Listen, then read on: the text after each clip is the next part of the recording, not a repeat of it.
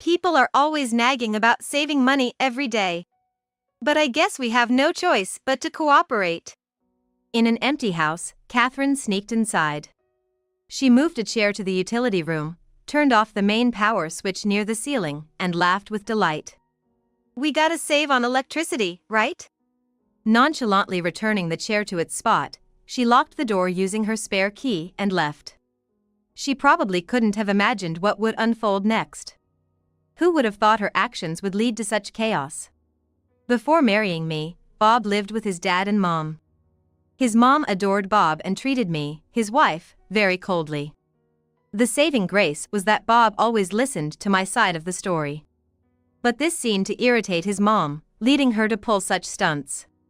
Yet, she probably never imagined it could be life-threatening. After this, I began re-evaluating my relationship with her. My name's Jessica, 30, working in a corporate setting. Bob and I, along with our second-grader son, Michael, live in a condo near our in-laws. Bob and I work at the same company. While Bob is in sales, I work in the administrative department. Even though we're in different departments, we understand each other's jobs. After getting married, we both continued working and share responsibilities at home, whether it's housework or raising our child, Michael. Bob's parents are still alive and live a 15-minute walk from our apartment. When we first got married, there was talk of us moving in with them. However, my mother-in-law was firmly against it. So, we decided to rent an apartment close to their home. My father-in-law was a workaholic in his younger days. But after Michael was born and he retired, he started visiting us more often, playing with Michael and keeping him company. He's a kind man. However, it seems I haven't built a good relationship with my mother-in-law. She seems overly attached to Bob, perhaps out of frustration with her workaholic husband. When Bob and I first got married, she would often find faults with me. But after Michael was born, her attention seemed to be divided between Bob and Michael. But her strict attitude towards me hasn't changed. If I were a stay-at-home mom, I might have had to face her more often, and that could have been stressful. Fortunately, since I work, I get to vent out my frustrations about her with my colleagues. I've been working at this company for 10 years now. Currently, I'm the head of the administrative department, mentoring newcomers and handling important tasks assigned by my superiors. Work is an essential part of my life. Maybe being a career woman bothers my stay-at-home mother-in-law. She spent her entire married life as a homemaker, raising Bob and managing the household chores all by herself. Her relationship with her dominant husband wasn't the best. While I work hard outside the home, with Bob's help, we split household and childcare duties. Seeing this, my mother-in-law might be both envious and irritated. I do empathize with her to some extent. However, if she continues to hold on to those feelings, our relationship will only deteriorate. I've tried to bridge the gap numerous times, but she remains stubborn and distant. Thankfully, she's a loving grandma to Michael, which has always been a relief to me. I hoped that with time, our relationship would heal. But as the days go by, I find myself gradually giving up on that notion. Initially, my mother-in-law was against living with us. However, after Michael's birth, the desire to see her grandchild brought her and my father-in-law to our place quite frequently. Previously, since both Bob and I were working, the house was empty during the day, so utility costs weren't a concern. Michael, being in the first grade, used to attend after-school programs and would return home after 5 p.m. But once he moved to the second grade and stopped attending, he started coming back home around 3 p.m. Spending more time at home, playing games and watching TV, I noticed our electricity bills creeping up. The major spike in our bills is due to my father-in-law's concern for Michael. He didn't like the idea of a young child having house keys and staying alone till the parents return.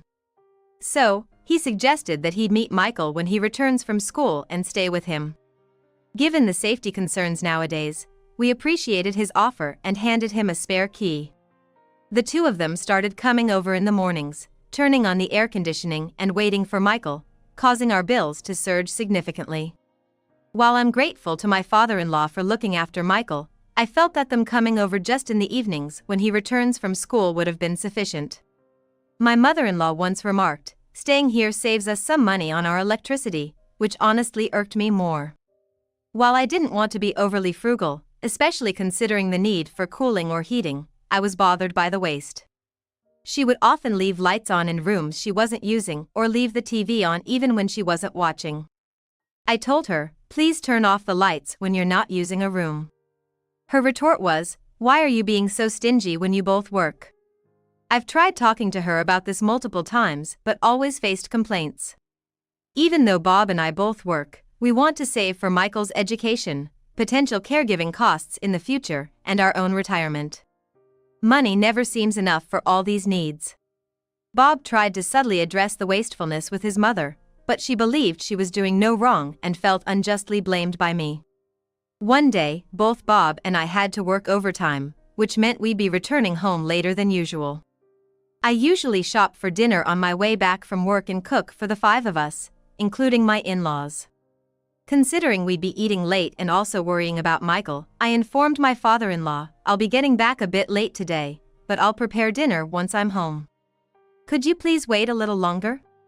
Knowing him to be content with just some beer and snacks, I suggested he could munch on the pickles or some leftovers from the fridge, to which he agreed.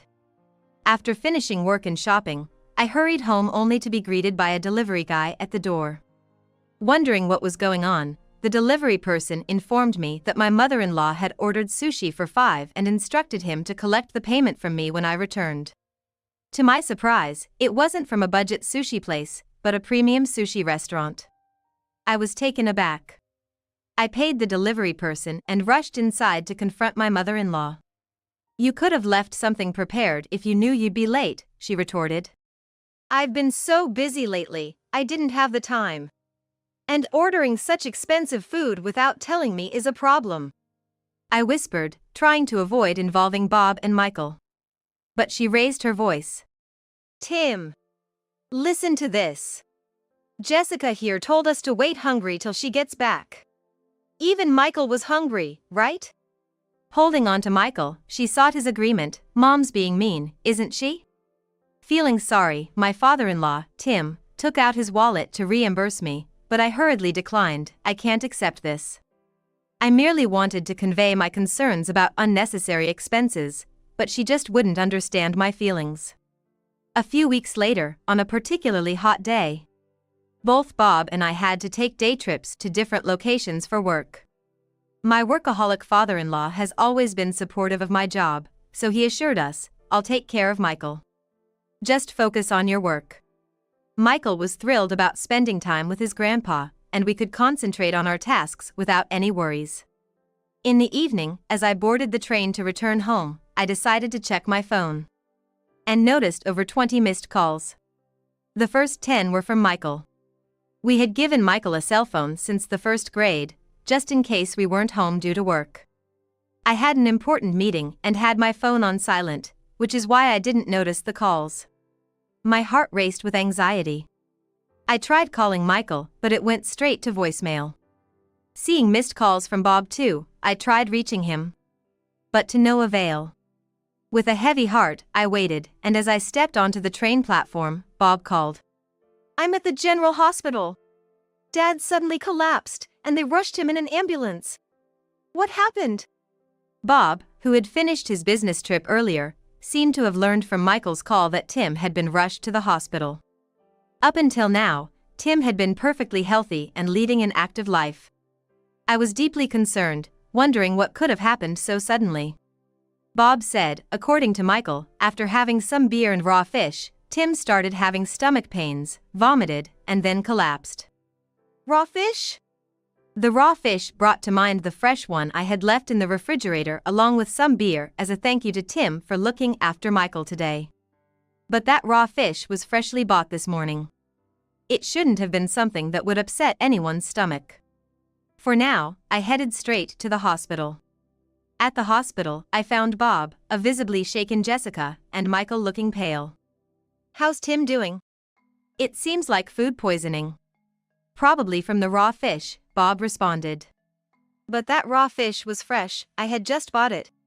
Well, according to Michael, Dad did mention that the raw fish tasted a bit off. When I asked Michael about it, even though he's young, he vividly described the situation. When I got home from school, Grandpa was watching TV and eating raw fish with his beer.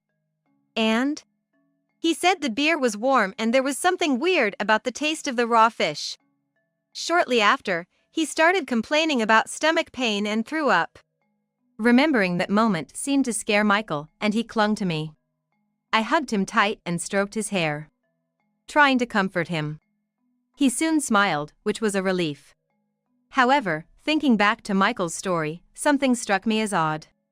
The comment about the warm beer and the odd-tasting raw fish. It didn't make sense that items stored in the refrigerator since morning would be warm. Wondering if there might have been a power outage, I checked the local utilities website but found no relevant information. Michael also mentioned that the AC was on when he got home, so the house was cool. While Bob, Michael, and I were discussing, I noticed Jessica murmuring something while looking distraught on a hospital corridor sofa. "Catherine, are you okay? You look pale." "Oh, shut up. This is all your fault," she shouted at me. "What are you talking about? What did I do? You shouldn't have bought that raw fish in the first place." "But it was a token of appreciation for Tim, and I bought it fresh from a reputable store." "But just because it's fresh doesn't mean..." She stopped mid-sentence, looking as if she had just realized something and covered her mouth with her hands. "Mom, what did you mean just now?" The hospital corridor was quiet as visiting hours were over, and everyone present heard Jessica's voice. Bob confronted her. "What's going on?" "I didn't do anything wrong," Catherine exclaimed. "What are you talking about? Explain yourself." Bob, usually calm and gentle, was glaring at Catherine with an evident expression of anger. Swallowing nervously, Catherine stepped back from Bob's intense gaze, and turning to me, she shouted, "It's all because of you, always harping on about saving and being frugal. What does my mentioning savings have to do with what's happening now?" Confused, I responded slowly, trying to understand. Overhearing us, Michael suddenly chimed in. "You know, the iced tea wasn't cold either." "The iced tea? You mean the one kept in the fridge?" "Yeah. I drank some when I got home from school. But it wasn't as cold as usual." Though it seemed impossible, a thought crossed my mind. Recalling Catherine's earlier remarks about savings and what Michael just shared, I cautiously asked Catherine. "You didn't, by any chance, turn off the main breaker, did you?" Seeing Catherine's face turn pale and her mouth agape. Both Bob and I felt our suspicions were confirmed. Actually, we had installed baby monitors in the house, initially for Michael when he was a baby. Knowing he'd be home alone, we had set up a few more that day. The baby monitor had accidentally captured the scene where my mother-in-law Catherine had turned off the circuit breaker. I played back the video on my cell phone to show her. In the video, Catherine enters from the front door, and with no one else in the house, she carries a chair to the laundry room, turns off the main power switch near the ceiling, and laughs gleefully. "Gotta save on electricity, right?" Then, with an innocent expression, Catherine returns the chair, uses the spare key she had to lock the front door, and leaves the house. I showed the video to Bob and Catherine. "Mom, did you really turn off our breaker? We have this as evidence, you can't deny it. I thought you said you weren't gonna be home all day, so I did it as a favor to save electricity." "Come on. You know that turning off the breaker can spoil everything in the fridge, right? And Michael was coming home too. I wanted to teach y'all a lesson. You keep nagging about saving money. Even though both of you are working and earning well, you keep penny pinching." Even after all this, Catherine continued to blame me. Both Bob and I were so dumbfounded that we couldn't even speak. Anyway, I had gone shopping to prepare something special for Tim and Michael. But then I got a call from the hospital saying Tim had been taken there. I was shocked. At the hospital, the doctor suspected food poisoning based on the symptoms. When Catherine learned that Tim had eaten raw fish, she realized that turning off the breaker had caused it, and she seemed genuinely scared. "Why on earth did you prepare raw fish of all things? I never imagined you'd turn off the breaker, Catherine. It's all your fault, Jessica." I did nothing wrong. As Catherine was raising her voice in the corridor, the treatment room door opened, and the doctor and nurse came out. After receiving a stern warning to keep quiet, we were told that Tim had regained consciousness and that we could enter the room. Bob and Michael went into the room, and I forcibly took Catherine, who was still standing in the corridor, inside. Lying on the bed in the treatment room, Tim, still pale, looked at us. When Michael spoke to him, he showed a faint smile and said, "I'm okay." Bob looked relieved and gazed down at Tim. "I'm so sorry, Tim. It was the raw fish I prepared that made you sick." When I said that, Tim just shook his head. Turning to Catherine, who was sitting next to me, he said coldly, "I heard everything. What did you do? What if it had been Michael who ate it? I didn't know you had prepared raw fish for Tim in the fridge. It's not about who it was for. Someone could have been in grave danger. This time, it was just an old man like me getting a stomachache, but you put someone's life at risk. Jessica is not to blame. You should apologize to her." Although his voice was weak, Tim's stern words made Catherine tremble with fear. Perhaps she remembered how strict Tim used to be in the past. She looked genuinely terrified. Catherine, who had been reprimanded by Tim and was trembling, never apologized to me. Both Tim and Bob seemed to be fed up with her. Concerned about Tim's health, I tried to calm the situation. Fortunately, Tim received treatment in time and the doctor informed us that there was no serious threat to his life after a few days of hospital care. Both Bob and I were relieved. The real hero in this situation was Michael. According to Bob, when Tim felt ill, Michael had called 911, answering all the questions the paramedics asked diligently. Though he was in a daze, Tim had witnessed everything and shared the story with Bob. I had always thought of Michael as a young kid, but I was amazed and proud of how much he had grown. After staying in the hospital for about 10 days, Tim was discharged when he could eat normal food again. One day, Tim called Bob and me to come over to their place while Michael was at school. "I know I've caused a lot of worry this time. We're just glad you're okay now. It's really good to see you back in good health, Tim." Both Bob and I were relieved to see Tim looking well, but our attention then turned to Catherine, who was sitting next to him, looking downcast. "I called you both here today because I have something to tell you." We leaned in to listen to what Tim had to say. "Catherine, don't you have something to say? I did nothing wrong." "Still on about that? Fine, I've had enough. I want a divorce." "What?" Not just Catherine, but both Bob and I were shocked by Tim's sudden declaration of divorce. "Dad, what's gotten into you? Talking about divorce out of the blue?" "Well, it's not just about what happened this time. I've been thinking about how we've treated Jessica over the years. Maybe it's my fault for being so focused on my work and neglecting our family. Maybe that's what turned Catherine into this," Tim said, apologizing with a remorseful look. "Tim, I can't forgive what Catherine did. The thought of Michael possibly experiencing the same thing as you did scares me. I'm sorry. But I thought Catherine deserved a chance to apologize. That's why I called you two here." But she shows no remorse. As Tim glanced at Catherine, she glared back at me defiantly. "Why should I apologize when I did nothing wrong? And what's with you, Tim? Always trying to look good in front of your daughter-in-law. Mom. Enough already. I can't forgive what you've done either. Bob. Are you planning to abandon me too?" Perhaps not expecting such harsh words from her beloved son, Catherine looked shocked and clung to Bob. "If you can't apologize to Jessica, I'll never forgive you, Mom." "What? You've brainwashed my Bob. He used to be so kind and would never say such cold things. It's all because he married you." In her hysteria, Catherine tried to confront me, but Bob effortlessly pushed her away, causing her to fall to the floor. Clearly shocked by Bob's reaction, Catherine sat dazed. In the end, Catherine continued to blame me until the very last, grudgingly agreeing to Tim's suggestion of divorce. She later moved out and lived alone in a small apartment, scraping by on her pension.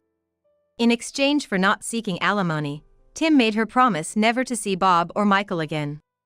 While Catherine was reluctant about not seeing her grandson and son, Bob's own reluctance made her acceptance inevitable. Evidently, living solely on her pension proved tough, and she had to take up a part-time job.